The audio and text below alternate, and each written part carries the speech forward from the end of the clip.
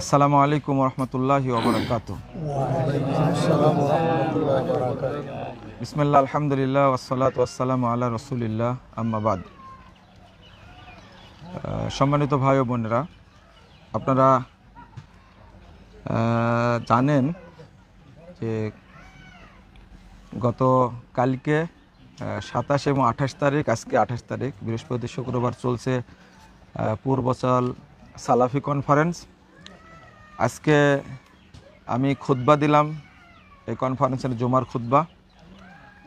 এই খুতবা শোনার জন্য এসেছেন আমাদের এক ভাই শেখ মুফতি মারুফ কাসেমি। আপনারা এই যে মিডিয়ায় অনেক কথা শুনছেন, আমার কাছেও কিছু কথা আসে। আলহামদুলিল্লাহ, অনেক ভাই এইভাবে দিনই দাওয়াত পেয়ে নিজের বুঝটা সংশোধন করে, ঠিক তেমনি আমাদের ভাই আলেম মানুষ এবং বুঝদার মানুষ, তিনি বুখারিজ দার্স দিতেন, 3-4টা প্রতিষ্ঠানের সাথে জড়িত ছিলেন। কিন্তু আমাদের ভাই মুফতি মারুফ কাসেমি এখন নির্যাতনের শিকার। দেখুন আল্লাহর রহমতটা কেমন, একটু চিন্তা করুন। যে আগের বুঝটা তিনি আহলে হাদিস আলেমদেরকে নিয়ে বা বড় বড় বিদ্বানদেরকে নিয়ে অনেক কথা বলেছেন। আজকে তার বুঝটা সংশোধন হওয়ার কারণে তিনি আমাদের কাছে আসছেন। আলহামদুলিল্লাহ, আজকে খুতবা শুনছেন এখানে। আমি তো হতবাক, খুতবার সময় জানতে পারিনি, পরেও জানতে পারিনি।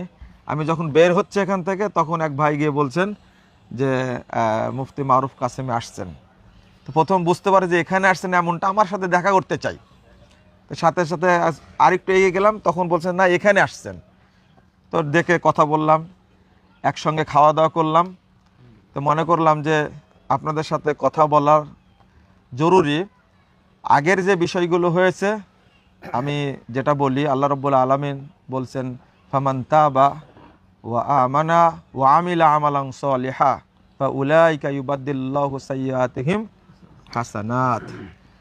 যারা সংশোধন হবে, ঈমান আনবে, আমলে সলেহ করবে, আল্লাহ তাদের পূর্বের ত্রুটিগুলোকে নেকি দ্বারা পরিবর্তন করে দেবেন।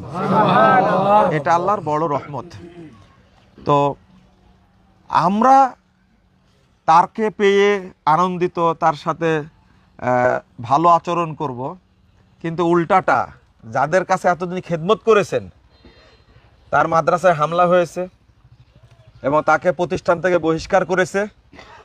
তো ইতিহাসে এরকম ঘটনা অনেক আছে। আমি মনে করি আল্লাহ রাব্বুল আলামিন তার এলমে বারাকা দিবেন ইনশাআল্লাহ।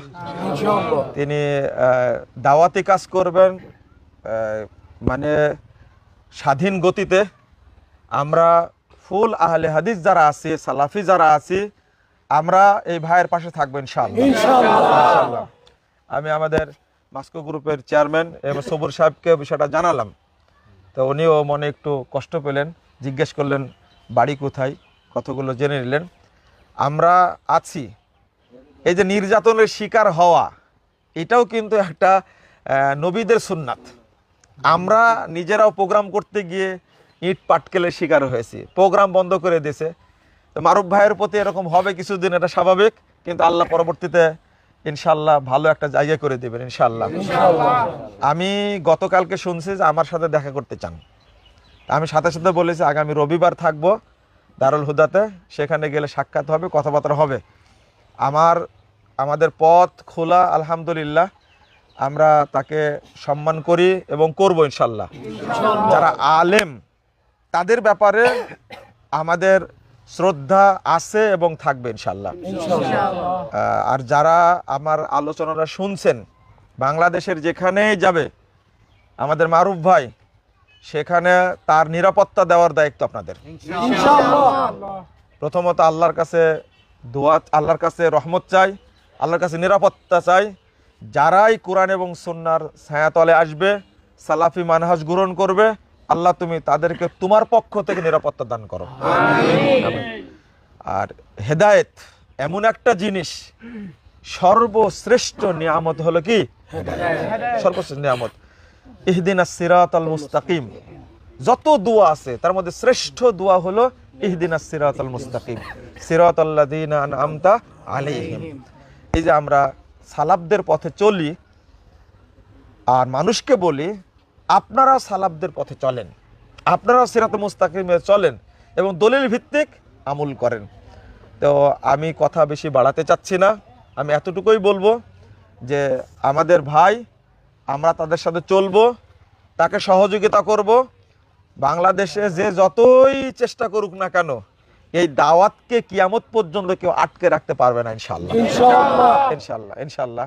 তবে আজকের এই সালাফি কনফারেন্সের একটা বড় ব্যাপার যে এখানে মারুফ ভাই আসছেন, আমার সাথে যোগাযোগ করে আসেনি, তবে দেখা হওয়ার পরে আমি তার সাথে কৌশল বিনিময় করেছি, একসঙ্গে খাওয়া দাওয়া করেছি, আবার এখানে আসলাম আপনাদের সাথে কথা বলার জন্য। তো আপনি কি 1 মিনিট কথা বলবেন? আচ্ছা বলেন। জাযাকুমুল্লাহ খায়রান। আপনারা শুনলেন তো আমার কথা। সারা বাংলাদেশে ভাইয়েরা অত্যাচারিত হচ্ছে আমাদের কথাগুলো শোনার কারণে, লেখনী পড়ার কারণে। আপনি কি বলেন? আজকে মনে হচ্ছে যে মারুফ ভাই শুধু বলেছেন যে আমি আকীদা সংশোধন করলাম, আমি সালাফি আকীদা গ্রহণ করলাম, এই কথা বলার কারণে অত্যাচার। আল্লামা দেলাওয়ার হোসেন সাঈদীর কথা কি আমরা ভুলে গেছি? জেলখানায় আমার সাথে দেখা হলো, জেলে যাওয়ার 1 বছর আগে তিনি আমার বইটা পড়ে, জাল হাদিসের কবলে রাসূল সাল্লাল্লাহু আলাইহি ওয়াসাল্লাম সালাত, বইটা পড়ে তিনি 9 পৃষ্ঠার একটা পত্র লিখলেন আমার কাছে। ভুল সংশোধনের সফলতা আছে, ব্যর্থতা নেই, লজ্জারও কিছু নেই, এই শিরোনামে লিখছেন। তো এটা যখন প্রকাশ হয়ে যায় তখন কিন্তু আমাকে অনেকে মিথ্যুক বলেছে, না দেখাই হয়নি তার সাথে। আমি জেলখানায় তার সাথে 3 মাস 22 দিন থাকলাম, কথাবার্তা বলেছি একসঙ্গে। তো সাঈদী সাহেব যদি জেল থেকে বাহিরে আসার সুযোগ পেতেন তাহলে কি আপনারা কি তার সাথেও এরকম ব্যবহার করতেন? হ্যাঁ করতেন, করতেন, করতেন। সাঈদী সাহেবকে আপনারা মুরতাদ বলতেন, সাঈদী সাহেবকেও আপনারা করতেন না। কিন্তু এই যে যারা কোরআন হাদিস না মেনে মানুষের রায় মেনে চলছে তারাই কিন্তু তাকে গালাগালাজ করতো। এমন একজন বলেছে সাঈদী সাহেব জেলখানায় যাওয়ার কারণে তার মাথা একটু উল্টা পাল্টা হয়ে গেছে, বলেছে। আল্লাহ রাসূলকে যখন পাগল উপাধি দিয়েছিল না, মোহাম্মদ পাগল হয়ে গেছে। এমনকি ঝাড়ু মানে তাকে ঝাড়ফুঁক করার জন্য সিরিয়া থেকে একজন কবিরাজ ভাড়া করে নিয়ে আসছিলেন, সহিহ মুসলিমের হাদিস। কবিরাজও শেষ পর্যন্ত কি হয়ে গেল? মুসলিম হয়ে গেল। আলহামদুলিল্লাহ। তা আমাদের মন্ত্র হলো এটা, তাওহীদের, মানহাজের। তো আমরা আশা করি যারা আসবেন এই ভাইরা তাদেরকে আমরা নিরাপত্তা দেব ইনশাআল্লাহ। আমি তার সাথে আছি এবং থাকবো ইনশাআল্লাহ। জুলমের শিকার হলে আমি প্রথম কথা বলবো ইনশাআল্লাহ, মামলা পর্যন্ত যাব, জেল পর্যন্ত খাটবো ইনশাআল্লাহ। কিন্তু কোন ভাইকে আমরা একা ছেড়ে দেব না, নিরাপত্তা দেব ইনশাআল্লাহ। জাযাকুমুল্লাহ খায়রান ওয়া বারাকাল্লাহু ফিকুম। আরব ভাই দুটো কথা বলেন আপনি সংক্ষেপে। জি আলহামদুলিল্লাহ, মহান রবের দয়া, আল্লাহ রাব্বুল আলামিন হেদায়েতের পথ দেখিয়েছেন। আসলে আমি বেশ কয়েক বছর ধরেই আহলুল হাদিস সালাফি মানহাজের বিভিন্ন বিদ্বানদের জীবিত মৃত সবার কিতাব সংগ্রহ করে পড়েছি। আমার কাছে প্রায় 800+ কিতাব আছে শায়েখ সালাফি বিদ্বানদের আগের এখনকার যুগে। যেমন আমাদের এই শায়েখের সবগুলো কিতাব সংগ্রহ করেছি, যেখানে পেয়েছি যেখান থেকে সবগুলো সংগ্রহ করেছি। তো সবগুলো কিতাব আমি দিনের পর দিন, রাতের পর রাত অনেক বেশি গবেষণা করেছি ভুল ধরার জন্য, আর আমার কাছে বিশাল নোট আছে। তো যাই হোক, গবেষণা করতে করতে যত বেশি গবেষণা করছি তত অবাক হচ্ছি। একটা সময় মানে নিজের মধ্যে অনুশোচনা হলো যে না, আসলে আমি মনে ভুলের মধ্যে আছি। এরপর আস্তে আস্তে আস্তে আস্তে মনে হলো যে না, নিজের মধ্যে সত্যকে আর কত গোপন করব। আর আমার মনে হচ্ছে যে না, সালাফি মানহাজের ওলামায়ে কেরাম ওনারাই কোরআন হাদিসের সবচাইতে বেশি নিকটে আছে। এই সকল বিষয়গুলো ভাবতে ভাবতে আসলে তেমন কোনো প্রতিকূল পরিবেশ ছিল না যে প্রকাশ করব, বলবো। যার কাছে বলতে গিয়েছি তার কাছ থেকে ব্লেমের শিকার হয়েছি। আমার সহপাঠী, ক্লাসমেট, ছাত্ররা যাদের কাছে একটু একটু শেয়ার করেছি তারা আমার সব থেকে বেশি ক্ষতি করেছে। এখন সব দিক থেকে আমাকে কোণঠাসা করেছে।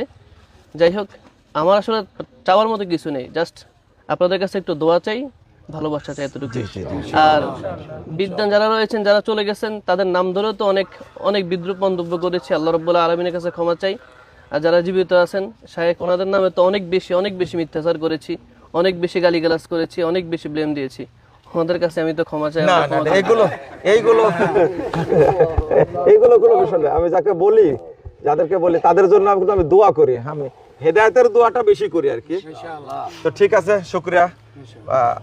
আমি আমার সাথে এখন কথাবার্তা হবে, যে কোনো সমস্যা যাই হোক না কেন আমরা পাশে থাকবো ইনশাল্লাহ। ঠিক আছে ইনশাল্লাহ। হোয়াটসঅ্যাপ নাম্বার দিব। সুবহানাক আল্লাহুম্মা ওয়া বিহামদিক আশহাদু আল্লা ইলাহা ইল্লা আনতা আস্তাগফিরুকা ওয়া আতুবু ইলাইকা। আসসালামু আলাইকুম ওয়া রাহমাতুল্লাহি ওয়া বারাকাতুহু।